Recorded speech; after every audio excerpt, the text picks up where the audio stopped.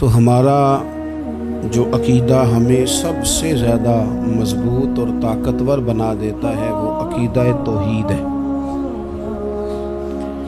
ہمارا یہ عقیدہ ہے کہ ہمارے حق میں، ہمارے حال پہ جو بھی فیصلہ فرمائے گا وہ ہمارا رب ہی فرمائے گا۔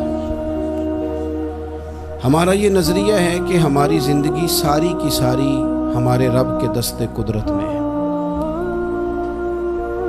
یہ وہ عقیدہ ہے جو انسان کو بہت ساری پریشانیوں سے، آزمائشوں سے، تکلیفوں سے محفوظ کر لیتا ہے۔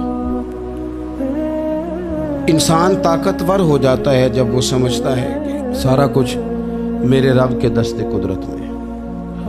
پھر وہ کوئی تخریب نہیں کرتا، کوئی غلط رستہ اختیار نہیں کرتا، کوئی چور دروازہ اختیار نہیں کرتا، بلکہ وہ اپنے رب کی رضا پہ راضی رہنے کا عادی ہو جاتا ہے۔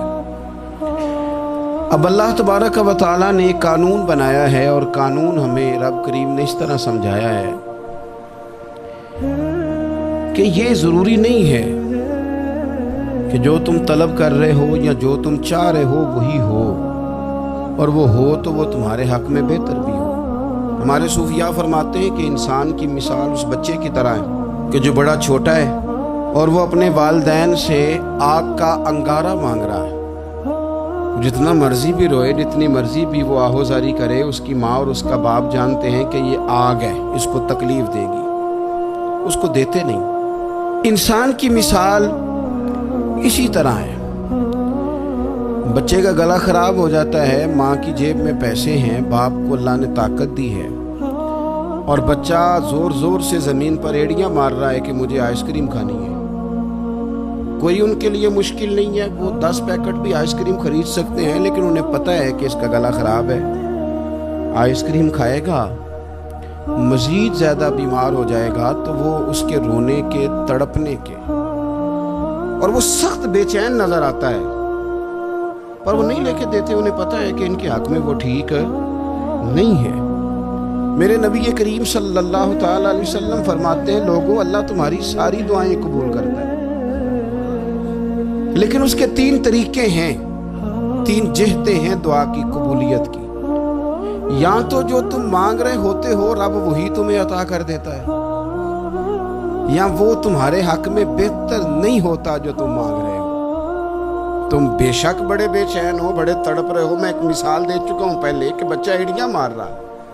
یا تو جو تم نے مانگا ہے تمہارا رب تمہیں وہی دے دیتا ہے، یا وہ تمہارے حق میں بہتر نہیں ہوتا تو اللہ اس کے بدلے تمہیں کوئی اور چیز دے دیتا ہے۔ اور حضور فرماتے ہیں کئی دفعہ یہ ہوتا ہے کہ تمہارے حق میں کچھ بھی بہتر نہیں ہوتا، دعا تمہاری اللہ پھر بھی رد نہیں کرتا۔ تیسری صورت میں رب تمہاری دعائیں ذخیرہ کر لیتا ہے، اور ان دعاؤں کے بدلے اللہ قیامت میں تمہیں اجر عطا فرما دے گا۔ یہ وہ چیز ہے جو انسان کے ذہنی سکون کے لیے، قلبی اطمینان کے لیے، دل کی ڈھارس کے لیے بہت ضروری ہے۔ کوئی ضروری ہے کہ جو ہم چاہ رہے ہوں وہ بالکل ٹھیک ہی ہو اور وہ ہمیں مل ہی جائے؟ یہ کوئی ضروری ہے؟ کبھی بھی اپنی زندگی میں اس طرح کی تڑپ نہ پیدا کریں، ورنہ آپ بے چین ہو جائیں گے۔ آپ کی زبان پر کئی شکوے آئیں گے، کئی شکایتیں آئیں گی، آپ بہت ساری جگہوں پہ نافرمانی والے جملے بول دیں گے معاذ اللہ۔ بس رب جو فیصلہ کرے اس پہ راضی رہنا سیکھیں۔ میں نے قرآن مجید کی آیت پڑھی ہے سورہ انبیاء میں سے، ذرا دیکھیے میرے رب کریم نے قانون کیا بیان کیا۔ فرما کل نفس ذائقۃ الموت، ہر جان نے موت کا ذائقہ چکھنا ہے۔ یہ پہلے یہ جملہ کہا، اور اسی سے ملتا جلتا جملہ آخر میں کہا، اور درمیان میں کیا کہا؟